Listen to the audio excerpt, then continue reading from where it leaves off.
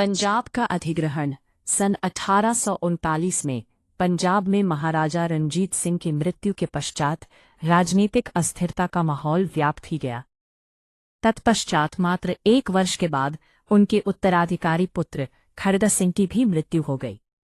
उसके बाद अगला शासक नौनिहाल सिंह बना। यह भी शीघ्र ही काल के मुख में समा गया। अब शेर सिंह गद्दी पर बैठा। सन 1843 में शेर सिंह की भी हत्या कर दी गई। पंजाब षड्यंत्रों का एक गढ़ बन गया था। इसी वर्ष राजमाता झिंदन के संरक्षण में महाराजा रणजीत सिंह के अल्पवयस्क पुत्र दिलीप सिंह का राज्यारोहण किया गया। दिलीप सिंह के शासनकाल में ही प्रथम आंग्ल सिख युद्ध हुआ। प्रथम आंग्ल सिख युद्ध 1845 से 46 ईस्वी।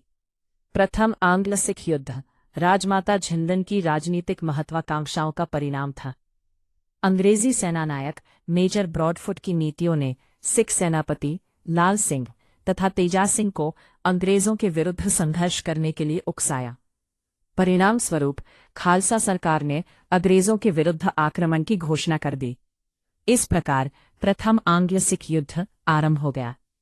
इस युद्ध के समय भारत का गवर्नर जनरल लॉर्ड हार्डिंग था एवं भारत के प्रधान सेनापति का नेतृत्व लॉर्ड गफ के पास था।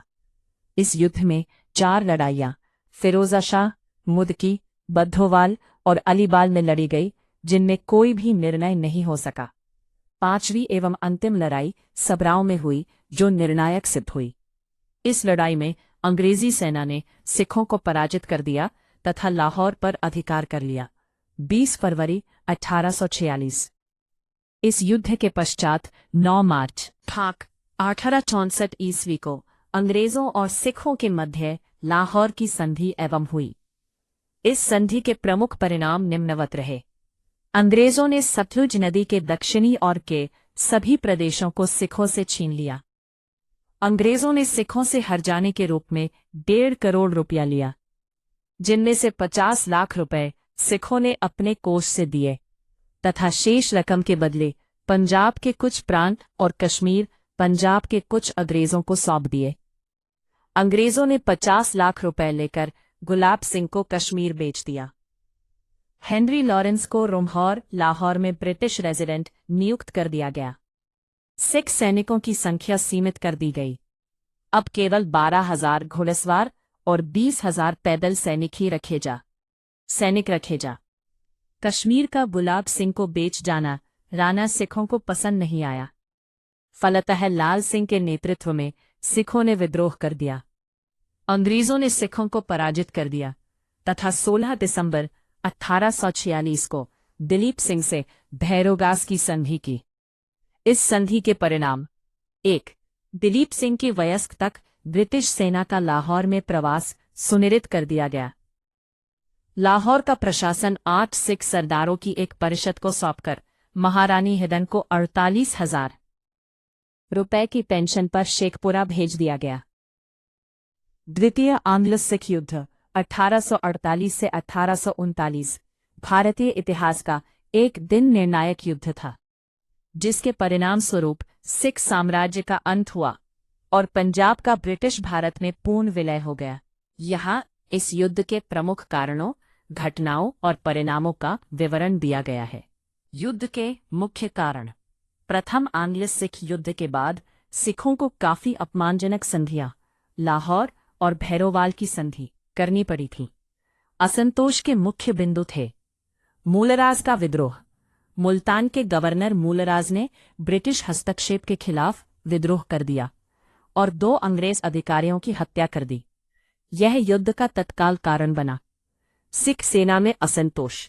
सिख सेना की संख्या में कटौती कर दी गई थी और उनके वेतन में भी कमी की गई थी, जिससे सैनिकों में अंग्रेजों के प्रति भारी रोष था। रानी जिंदां के साथ व्यवहार। महाराजा दलीप सिंह की माता रानी जिंदां को पंजाब से निर्वासित कर दिया गया था, जिसे सिखों ने अपने सम्मान पर चोट माना। यह युद्ध कई महत्वपूर्ण लड़ाइयों के लिए जाना जाता है। रामनगर का युद्ध नवंबर 1848। यह एक अनिर्णायक युद्ध था। चिलियानवाला का युद्ध जनवरी 1839। यह इस युद्ध की सबसे भयानक लड़ाई थी। इसमें सिखों ने अंग्रेजों को भारी टक्कर दी और ब्रिटिश सेना को काफी नुकसान हुआ। इसे अंग्रेजों की एक नैतिक हार के रूप में देखा जाता है।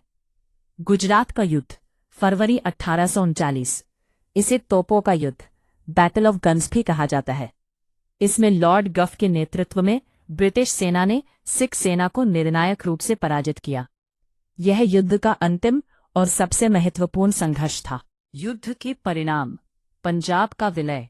29 मार्च 1839 को गवर्नर जनरल लॉर्ड डलहौजी ने पंजाब को ब्रिटिश साम्राज्य में मिलाने की घोषणा की। सिख साम्राज्य का अंत। महाराजा दलीप सिंह को गद्दी से उतार दिया गया और उन्हें पेंशन देकर इंग्लैंड भेज दिया गया। कोहिनूर हीरा। प्रसिद्ध कोहिनूर हीरा महाराजा दलीप सिंह से लेकर ब्रिटिश महारानी विक्टोरिया को भेज दिया गया। प्रशासनिक बोर्ड। पंजाब के शासन के लिए एक 3 सदस्यीय board Henry Lawrence, John Lawrence और चार्ल्स मैंसल का गठन किया गया।